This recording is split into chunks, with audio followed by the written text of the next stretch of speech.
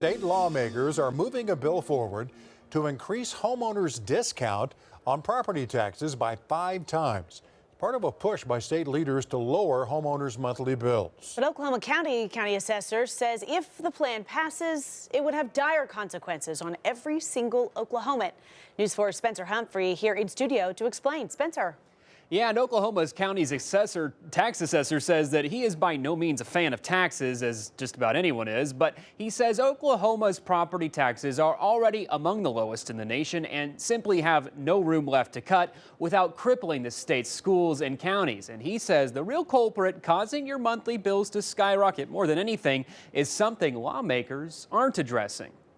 I'm not a big government guy, but I'm a responsible government guy. But Oklahoma County Assessor Larry Stein says he's crunched the numbers on the legislature's latest property tax relief proposal and come away with a single conclusion. I could see a dramatic change in our ability to be able to operate the state of Oklahoma. That proposal, part of a bill authored by Senate President Pro Tem Lonnie Paxton, would increase the state's homestead exemption. In plain terms, a homestead exemption is the amount of a home's value the state does not tax. Right now, Oklahoma's homestead exemption is $1,000. So if your house is worth $200,000, you're taxed as if it's worth $199,000. But Paxton's bill, which passed its first committee hearing this week, would increase the homestead exemption by 5 times to $5,000. And here's the thing. Property taxes are where governments like public schools, career tech districts, and counties get the bulk of their funding. It's why earlier this month, Paxton criticized other proposals that would fully eliminate or freeze property taxes, saying he'd only support a plan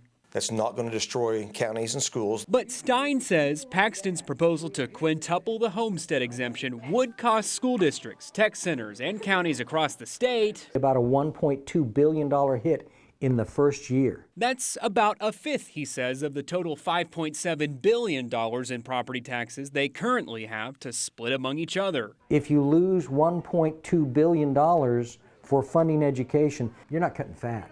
You're cutting limbs. If you want to try and preserve the local governments, you want to preserve the school system, you want to preserve the technology center, you've got to keep funding them. Stein points out Oklahoma's property taxes are already 48th lowest in the country, in large part thanks to previous tax relief legislators have passed. We already have a system that works. It's among the lowest property taxes in the country, and our legislators, we're in a small budget state, are now saying we need to cut even more. I don't see how that mathematically works. He says what's actually driving up monthly housing bills the most isn't property taxes, but insurance. We've told you Oklahoma's homeowners insurance rates rank among the highest in the nation. A lot of people in Oklahoma County and across the state, they're paying more for their insurance on their home than they are in property taxes, but they don't know it, because it's all just one bill. Stein says lawmakers should prioritize reining in insurance costs if the goal is real relief for homeowners, because, he says, when you're talking about property taxes, it's not some burn barrel where property taxes go when they set them on fire. They are providing services. And without those services, your society will fall apart. And without the schools that keep those communities together, a lot of the rural areas of Oklahoma would dry up and blow away. And we reached out to Paxton's office, but they said he wasn't available to comment today and referred us to his comments we've previously brought you about his goals for property taxes. You can find that previous story on KFOR.com.